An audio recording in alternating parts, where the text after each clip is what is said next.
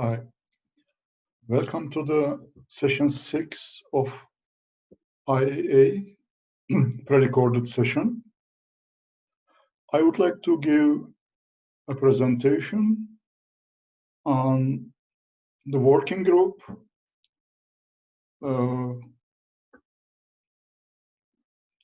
IEA WFEO working group on graduate attributes and professional competencies review of IEA. This is Bulent Ozguler, chair of the working group. Now, you might know that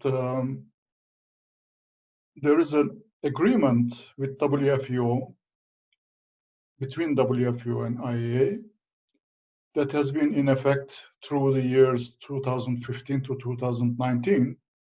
That was the first term. And the second term, this agreement was renewed.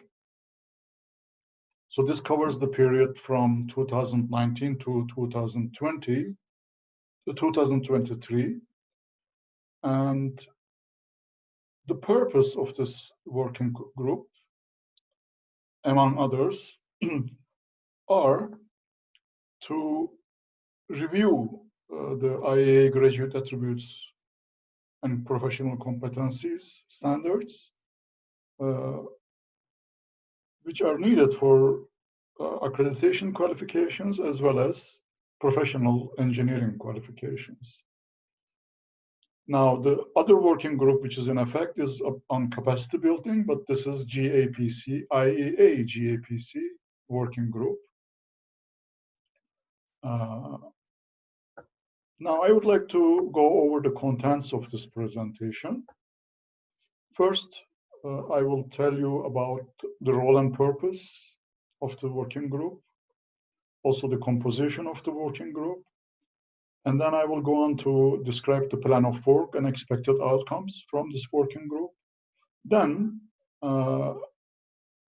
just give a reminder about the relevance of GAPC, graduate attributes and professional competencies, to IEA as well as WFEO. Then, another part that you very well know, but I need to go over it: the purpose, context, and the scope of graduate attributes and professional competencies. Then I will discuss the guiding principles of this review. What were those principles that we followed?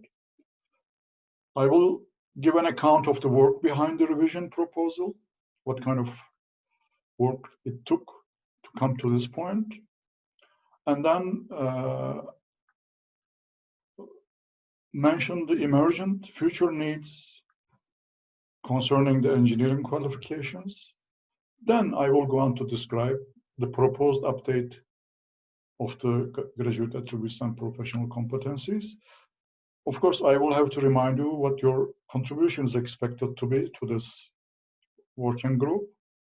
Then we have still another year to present the revisions or review for approval of the IEA as well as WFEO. And in this 1 year ahead of us, what kind of work we must do as the working group. So the role and purpose of this working group. Well, UNESCO and WFEO recognize the IEA graduate attributes and professional competencies framework as a valuable international engineering benchmark standard. The IEA GAPC were refined for about 10 years, which was still in use, and approved on June 2013 to be an exemplar or a reference. An attempt has also been made in during 2011 and 2013 to elevate the status of graduate attributes so that they are included among graduate outcomes of every WA signatory. But presently, they are a point of reference for all member organizations of IEA in building and revising their own graduate outcomes or professional competencies. Now, it's the purpose of the working group, this working group, to review these benchmark standards and make recommendations where appropriate. The working group has been composed jointly by IEA and WFEO parties. There are, of course, two distinct, well, of course, in collaboration, but distinct groups, subgroups inside the working group.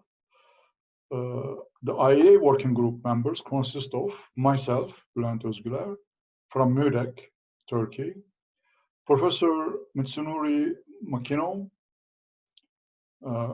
from Jabei, Japan, and Ms. Akiko Takahashi from the same institution, Professor Barry Clark of ECUK, Ms. Bernadette Foley of Engineers Australia. Now, WFEO working group members consist of Dr. Marlene Kanga, who is recently also acting as a deputy chair for the working group. She has been a WFEO president, past WFEO president, covering the term 2017 to 2019. And then Mr. Wang Sun-Yu of ICEE, who is also associated with Tsinghua University, the Vice Director General of that university. Dr. Charlie Tan of Myanmar Engineering Council, he's the president of the council. Dr. Michael Milligan, who you know from ABET in work inside IEA, but he is also, as you know, representing IFES. Actually, I think he's the president still. Well, at this working group, he is representing IFEES. Mr. Kang Jincheng, ICEE. Mr. Kiao Weifeng, ICEE, also associated with Tsinghua University. Mr. Zhu Li Hui, ICEE and Tsinghua University. So this is a large working group and has been in effect starting November 2019. So it's more than 7-8 months that this group has been active. Now, the plan of work and expected outcomes from this working group. First of all, the working group is advised to collate graduate attributes and professional competencies information emerging from recent review work undertaken by agreement members and accord signatories, because you might be very well aware that ECUK Standards review has been in effect, ACED Engineering 2035 is, I think, ready, and to collate other relevant input as determined by the working group. And the review work of the WG needs to cover emerging technologies, cover emerging engineering disciplines, align engineering with the UN Sustainable Development Goals, cover diversity and inclusion, and go over ethics component again to reflect current and emerging thinking, meet expectations regarding the intellectual agility, creativity and innovation, and professional judgment.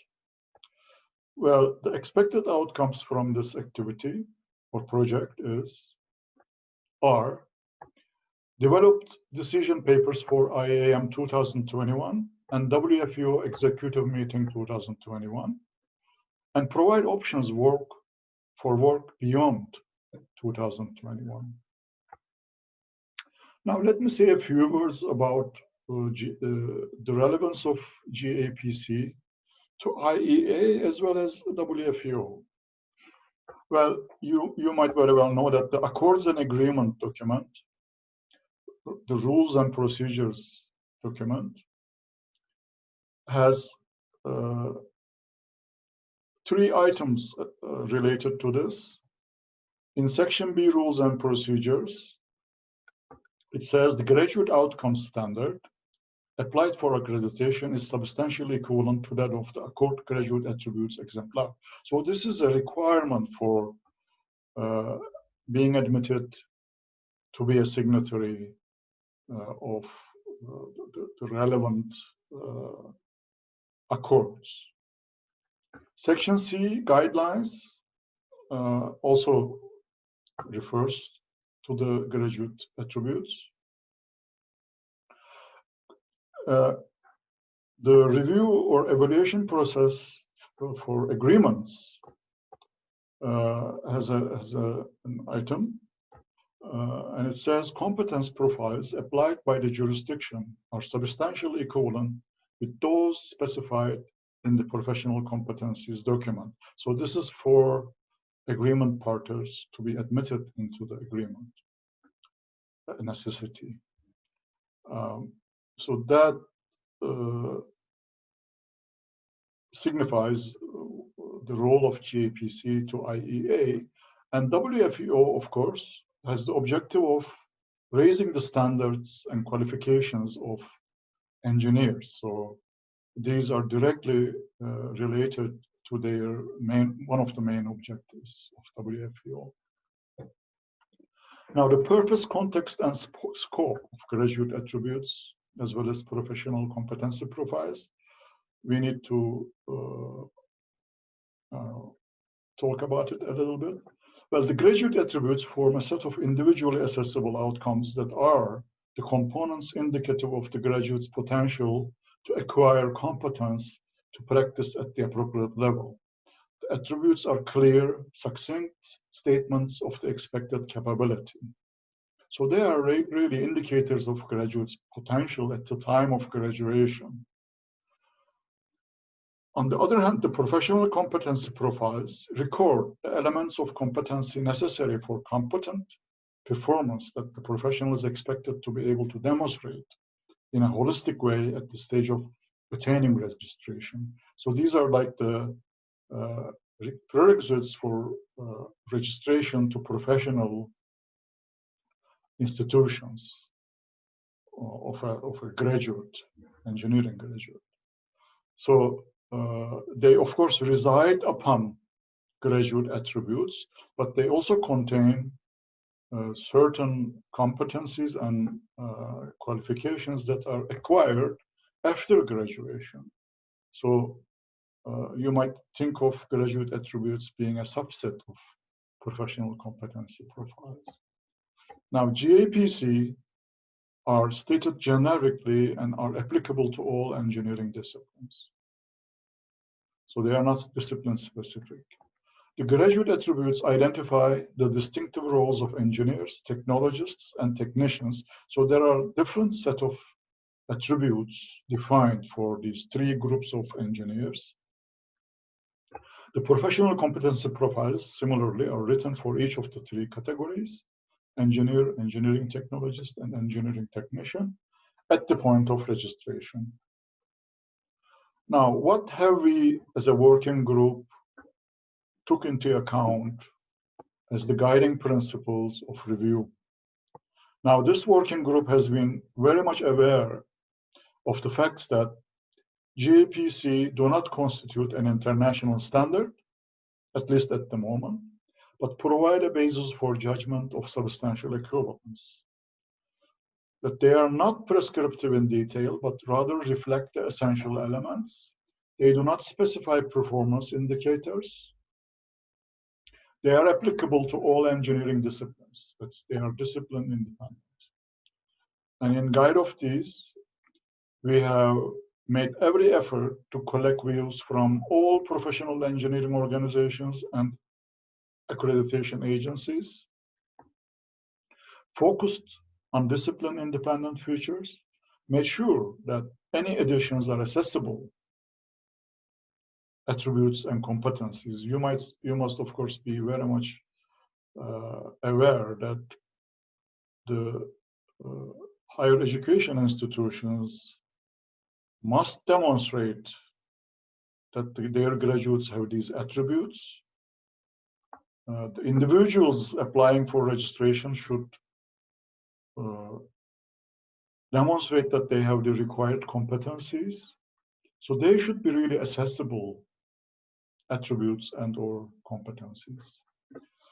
This working group has tried to avoid making GAPC unnecessarily detailed. And was aware that no action decision may be as respectable as action. So change for the sake of change has never been considered. Now, the work behind this revision proposal, first proposal, we can collect them in two different periods, from November 2019 to January 2020. Well, first of all, a good startup was the workshop entitled IEA WFEO Working Group on the IEA Graduate Attributes and Professional Competency Benchmark Standards meeting. This was arranged in WEAM, World Engineering Congress 2019 by Dr. Kanga and Professor Taylor. A questionnaire was distributed to all IEA signatories and agreement parties as the primary target group, and to a few multinational engineering companies that we could reach. Ms. Foley has coordinated efforts by Professor Makino, Mr. Takahashi, and Professor Clark to put together a review of drawbacks/advantages of the present GAPC based on the accreditation agency's evaluation experiences. Dr. Milligan has continued efforts together with Dr. Kanga and Professor Tan to give a summary of their experience of engagement with the IFES network concerning the future engineering qualifications competencies. The first working group progress report, so composed,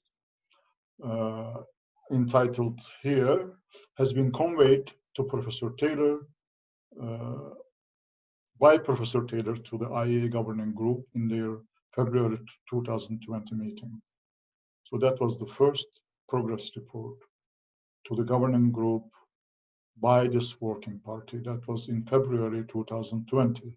Now, after that, during the January 2020 to May 2020, well, we first made the proposed revisions ready by the beginning of March 2020. This is the revisions to be done on the GAPC tables. This proposal has been commented, discussed, and revised by members of the working group during that month, collectively. Various reports, surveys, investigations that are composed by a number of companies, organizations are studied. Well, and then the proposal went through various stages, generating a lot of files, arriving at the version presented within the accompanying documents. A major step was taken by Dr. Kanga by her document entitled here, which has been the result of online consultations with Dr. Milligan and Center for Engineering Education Malaysia via the IFES network, and with ICEE MHC representatives, UNESCO representative, and WFEO president. Dr. Kanga has also communicated progress on this project to the UNESCO Natural Sciences Sector Capacity Building section and received their support. So those two slides summarize the work behind the present proposal. Now, the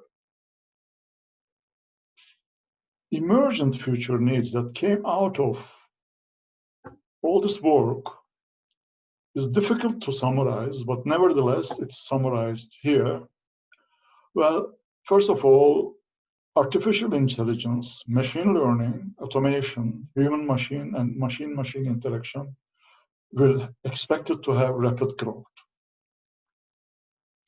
Digital proficiency, digital learning platforms, computer specialty will assume the responsibility for issues such as intelligent environments, augmented reality, and those listed already in the previous item. multidisciplinary talents with as broad a range for multi as possible, to include social, managerial, humanitarian sciences, legal aspects, will be more in demand. That's foreseen by many respondees to the questionnaire, as well as other sources. Core knowledge and skills, analytic background, knowledge specific to discipline, basic transferable skills. These are like also in the previous present GAPC. These and the like will still and persistently be in demand. Again, everybody agrees on this.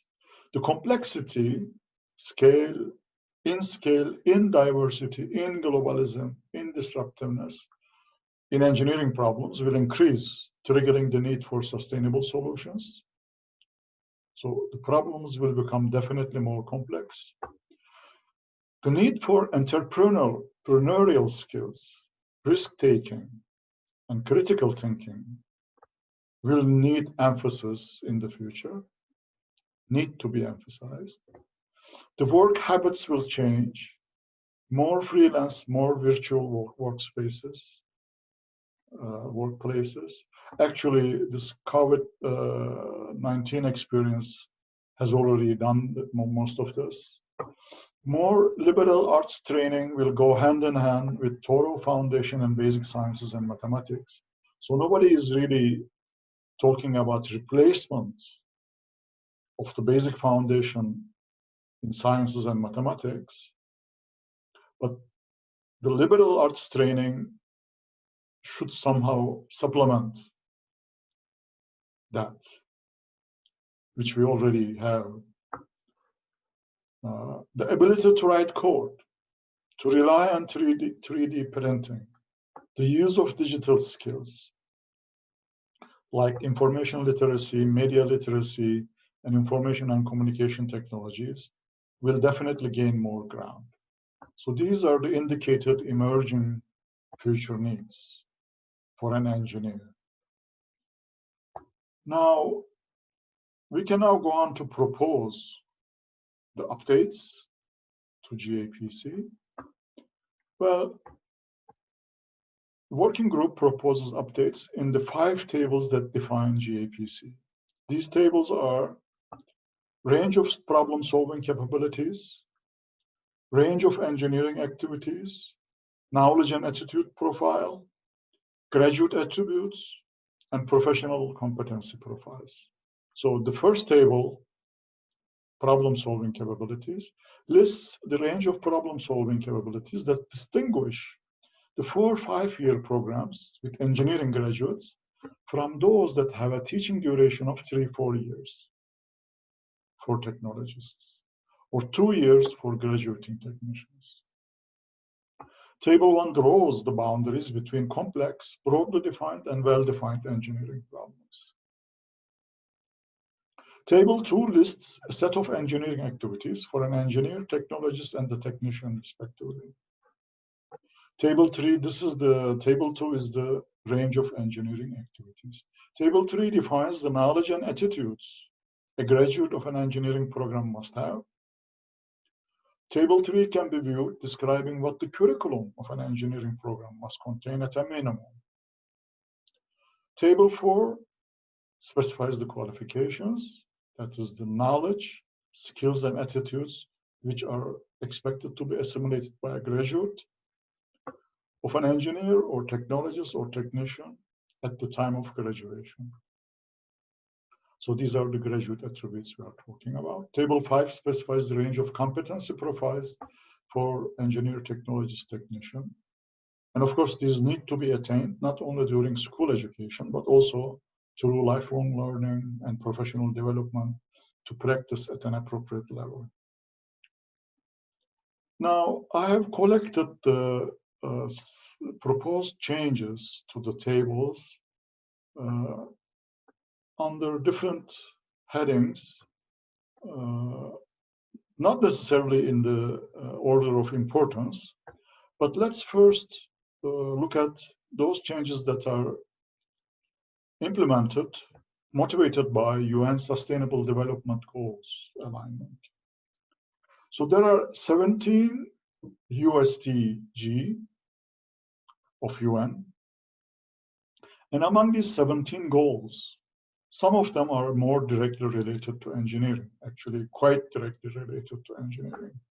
Goal 6, for instance, says ensure availability and sustainable management of water and sanitation for all. Goal 7 says ensure access to affordable, reliable, sustainable, and modern energy for all. So water and sanitation, energy. Goal 9 is on infrastructure. It says build resilient infrastructure, promote inclusive and sustainable industrialization, and foster innovation. Goal 11 is on safe settlements, make cities and human settlements inclusive, safe, resilient, and sustainable. Goal 12 says ensure sustainable consumption and production patterns. So since the engineer designs, produces, this is directly related to engineering as well. Take urgent action to combat climate change and its impacts. Goal 14 says conserve and sustainably use the oceans, seas, and marine resources for sustainable development. Now, concerning UN SDG, I'm going to give two examples. The first example, let's first look at table 4, graduate attributes. Now, this is the item on the relation of engineer and society. So it says the engineer and society level of knowledge and responsibility.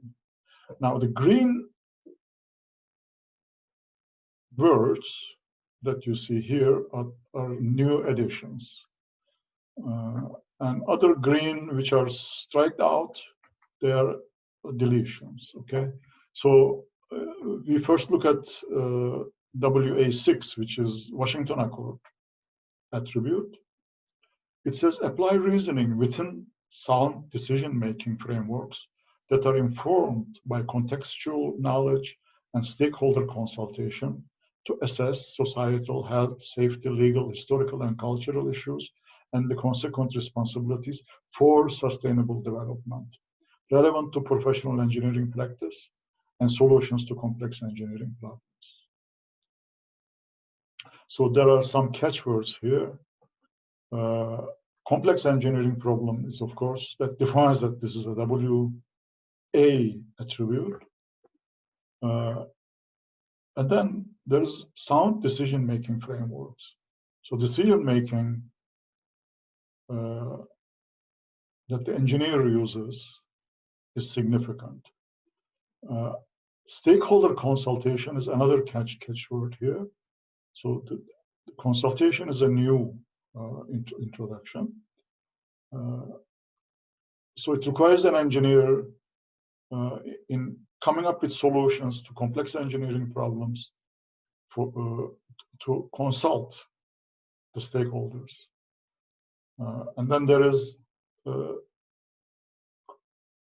consideration of sustainable development, which is a new dimension in solutions, coming up with solutions to complex engineering problems. Similarly, sustainable development is also introduced in the technologies column as well. Okay, now this is based on the knowledge profile, table 3. Actually, the name of the table has been changed to knowledge and attitude profile as well, because you will see later on that there is a new row added to this on ethics. So comprehension of the role of engineering in society and identified issues in engineering practice and the discipline, the professional responsibility of an engineer to public safety, and benefits to advance to UN Sustainable Development Goals for economic, environmental, and social benefits for all. So the term UN Sustainable Development Goals are deliberately introduced into this, okay? So that every engineer, graduating engineer, should at least be aware of what these goals are. And of course, in his complex problem solution, as well as the design for a complex problem, the UN Sustainable Development Goals should be watched, considered. Same term takes place in the column of technologist as well as technician. Okay, so UN Sustainable Development Goals, even for a 2-year training, somewhat be made aware to the graduating engineer. How can this be done? Of course, that's a main homework for higher education institutions. You can hold some seminars, you can do some other way that all your graduates are aware of these. There are UN Sustainable Development Goals, and the relevant ones to engineering they should be aware of. So this is one example. The other example of how the UN SDG is proposed to enter into graduate attributes and professional competencies is for the engineer and design role. Okay, so this is again graduate attributes, design, development of solutions. This is about the breadth and uniqueness of engineering problems. This word was somewhat a typo added newly. It is not, should be not. But what is the new addition here? This identified in place of specified is a minor addition or change. But the whole life cost and net zero carbon and resource reuse is again deliberately introduced into the design solutions. Okay, and it takes place in all 3 columns of engineer, technologist, and technician. So most of, especially WFEO consultation, required that we explicitly state these considerations in the design of solutions, because of course, their central importance in UN SDG. And again, this is based on knowledge and attitude profile, WK5 or SK5 and DK5, which has also the addition of knowledge of efficient resource use, minimum waste and environmental impacts, whole life cost, resource reuse, net zero carbon, and the like that supports engineering design in practice area. Previously, this has been just knowledge that supports engineering design in a practice area. Now, some knowledge is made more explicit here that relates to UN SDG, okay? So let's continue with other examples of proposed changes. Now, emerging technologies and emerging disciplines. I will just give one example to this.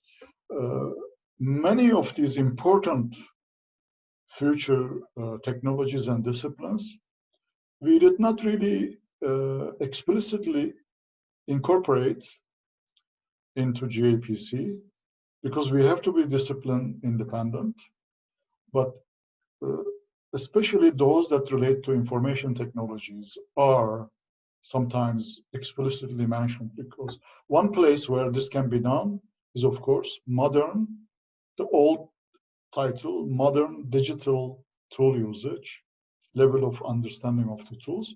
Now we have also changed the title of this row to tool usage, level of understanding of the appropriateness of the technologies and tools. Now, again, if we take the Washington Accord column as our point of reference here, well, create, select, and apply appropriate techniques, including prediction and modeling, computing and information tools, and data analytics to complex engineering problems with an understanding of the limitations. Well, Of course, the graduate is expected to use data, modeling, and computational techniques to simulate possible solutions while understanding the implications of assumptions made and limitations of the data being used. So that was the rationale behind this change. And similar changes also take place in the other columns. Okay.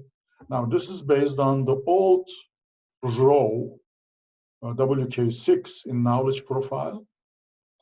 That row is concerning knowledge of engineering practice, that's technology, in the practice areas in the engineering discipline. But also the table 2, range of engineering activities, has a related change concerning range of resources, taking again the EA1 column, involve the use of diverse resources, including people, data, and information, natural, financial, and physical resources, and appropriate technologies.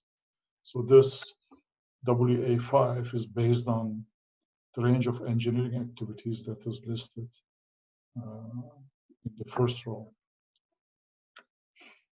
So this is one example of how we considered emerging technologies, IT, in the context of IT, for instance, and emerging disciplines. Okay.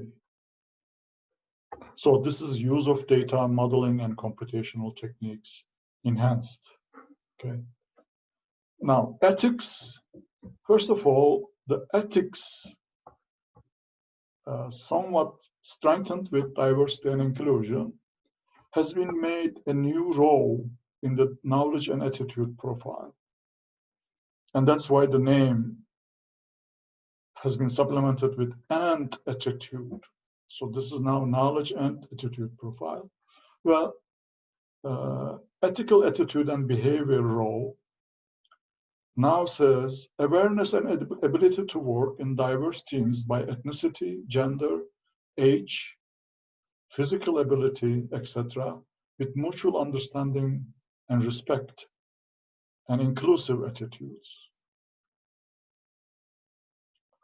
So this is in the knowledge and attitude profile.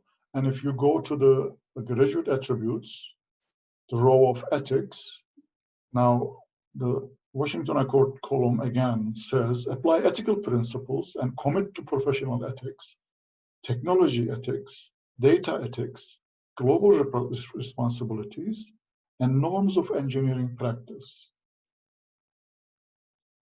So apply and commit and adhere to relevant national and international laws. Then the next sentence says, comprehend the need for diversity and inclusion. And again, the higher education institutions should sit down and think how to do this, that the diversity and inclusion, how can that be introduced and emphasized during the education time that the potential engineer spends at their institution. Similar changes take place in the other columns of Sydney and Dublin Accords, okay? So this has been really enhanced, the ethical attitude and behavior aspect in this manner. Now, the diversity and inclusion occurs in one more graduate attribute, actually two more graduate attributes. Well, in the row of communication, now it says communicate effectively and inclusively. And also it says concerning communication, write and present in a variety of ways effectively, considering cultural, language, and learning differences. So that's a new dimension. By the way, this there is a strikeout in this row. Writing reports, designing documentation, making effective presentations, give and receive clear instructions. Now, a lot of objections to these we have been hearing. The objections are that these are not unnecessary, but they are saying that why emphasize these separately while there are many aspects of a good communication as important. So somehow, and from my own experience, I know that higher education institutions have trouble to implement these in their program, mainly because, first of all, let's take, for instance, this give and receive clear instructions. Now, without teamwork, this is, of course, not possible to implement. Now, the teamwork is something they struggle with, especially interdisciplinary teamwork. So we first ensure that the teamwork aspect has been done sufficiently well, and then we can focus on the details. That's my own personal assessment of this, but there were many opinions which said, let's write it in this way so that it covers already these good communication properties. So that's based on, again, the same same knowledge profile.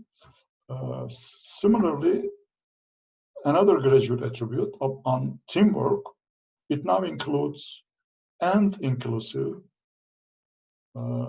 That's a new dimension. And this long distance setting, in multidisciplinary and long distance setting, function effectively as an individual and as a member or leader in diverse and inclusive teams and in multidisciplinary and long distance setting. This long distance is a new addition because long distance education and communication is becoming more and more important. Now, intellectual agility, creativity, and innovation was another point of emphasis by all consultation parties. And I will give an example of that as well. First of all, this example is from competency profile. On the judgment, level of developed knowledge and ability and judgment in relation to type of activity role. Now, there are some additional terms. For instance, if we focus on the engineer column, recognize complexity and assess alternatives in light of computing, social, economic, environmental, cultural, and other requirements, and considering incomplete knowledge. Exercise sound judgment in the course of all complex activities. This last strike out of his or her is to obtain a neutral language, gender neutral language. But this other addition is added with the need to exercise judgment and application of knowledge and ability in broad context. In the attitude profile, for instance, there is a similar change. Engagement with selected knowledge in the research literature of the discipline and awareness of the power of critical thinking and creative approaches to incorporate broader emerging issues. Again, this is doable by higher education institutions, but they will have to themselves sit down and think about how to do this in an appropriate way, make their graduates aware of the power of critical thinking and creative approaches. Again, the range of engineering activities it already had a row of innovation. Now it has also been a little bit enhanced. Involve creative use of engineering principles, innovative solutions for a conscious purpose, and research-based knowledge in novel ways. Now, of course, innovation must be conscious for a conscious purpose. So that's why innovation solutions for a conscious purpose and research-based knowledge in novel ways. That has been added to the range of engineering activities. And finally, creativity and innovation, as well as lifelong learning. That has been another aspect which has been suggested that GAPC emphasizes lifelong learning. Now, the role of lifelong learning in graduate attributes, we have added the word continual. So it's continual lifelong learning now. And that role has been enhanced by saying recognize the need for and have the preparation and ability to engage in independent and lifelong learning. 2, creativity and adaptability to new technologies.